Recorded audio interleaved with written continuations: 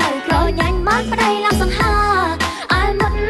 ខ្ញុំវិញសក់នៅក្រញាញ់បានប្តីឡើងសង្ហាមកខ្ញុំប៉ុននឹងដែរអ្នកប៉ុន្តែគ្មានអ្នកប្រាថ្នាមកខ្ញុំប៉ុននឹងដែរអ្នកប៉ុន្តែគ្មានអ្នកប្រាថ្នាមនុស្សស្រីឆ្នាំខ្លាចាចឹងក៏ថាអាផបរឿងគូមនុស្សស្រីឆ្នាំខ្លាចាចឹងក៏ថាអាផបរឿងគូមកខ្ញុំប៉ុននឹងដែរអ្នកសូមតែមិនត្រូវនៅយូរមកខ្ញុំប៉ុននឹងដែរសូមតែមិនត្រូវនៅយូរយប់ឡើងឆ្កែលោកខ្ញុំភ័យយំហូរកេងអត់តែខ្នើយយប់ឡើងឆ្កែលោកខ្ញុំភ័យយំហូរកេងអត់តែខ្នើ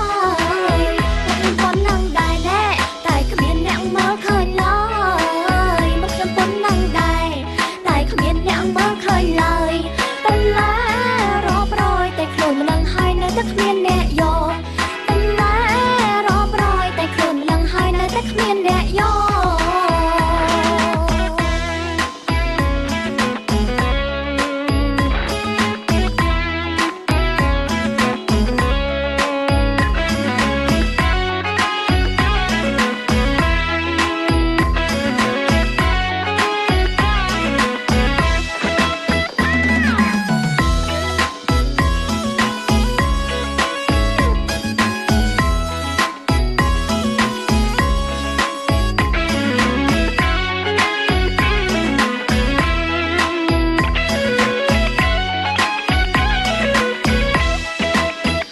ប៉ុននឹងដែរអ្នកប៉ុន្តែអត់មានអ្នកស្រឡាញ់